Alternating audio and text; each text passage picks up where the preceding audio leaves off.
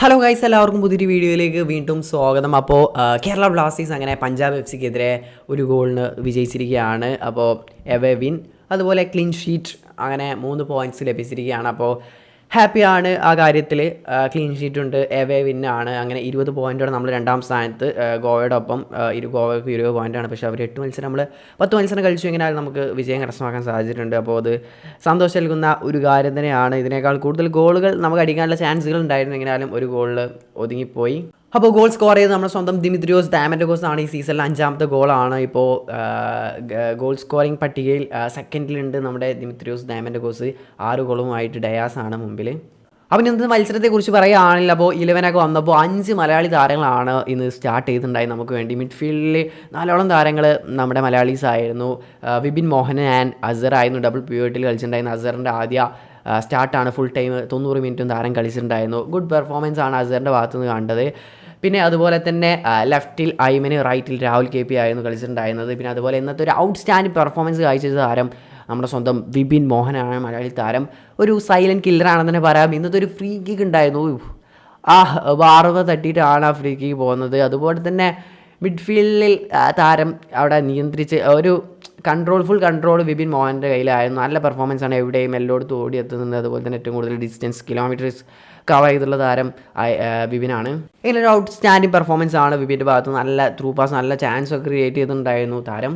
പിന്നെ സ്ട്രൈക്കിങ് കളിച്ച് പെപ്പറൊക്കെ അത്യാവശ്യം മികച്ച രീതിയിൽ കളിച്ചിട്ടുണ്ടായിരുന്നു. നല്ല രീതിയിൽ ഇൻറ്റൻറ്റ് കാണിച്ചിട്ടുണ്ടായിരുന്നു മത്സരത്തിൽ, നല്ല വാശിയിൽ കളിച്ചിട്ടുണ്ടായിരുന്നു. പിന്നെ രാഹുൽ KPയുടെ കാര്യം പറയുകയാണെങ്കിൽ, രാഹുൽ KP ഇപ്പോഴും ആ ഒരു താരത്തിന് രാഹുൽ KP എന്ത് പറ്റിയെന്നറിയില്ല. രാഹുൽ KPയുടെ ഭാഗത്തു നിന്നുള്ള നല്ലൊരു നീക്കങ്ങളൊന്നും കാണാൻ സാധിച്ചിട്ടില്ല. രാഹുൽ KPയുടെ പെർഫോമൻസ് ഇന്നും ബാഡാണ്.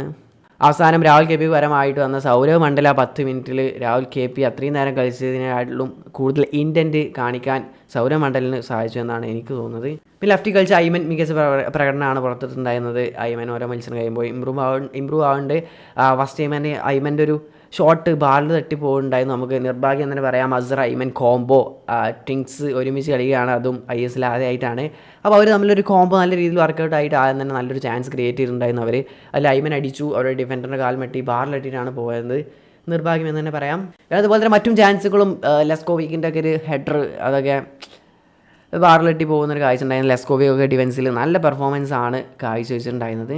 പിന്നെ ഡിഫൻസിൽ ഒരു മോശം പെർഫോമൻസ് ആയിട്ട് തോന്നിയത് അത് പ്രീതം കോട്ടാലിൻ്റെ ആണ്. പ്രീതം കോട്ടാലിനെ റൈറ്റ് ബാക്ക് കളിപ്പിക്കാതിരിക്കുന്നതായിരിക്കും ബെറ്റർ എന്നാണ് തോന്നുന്നത്.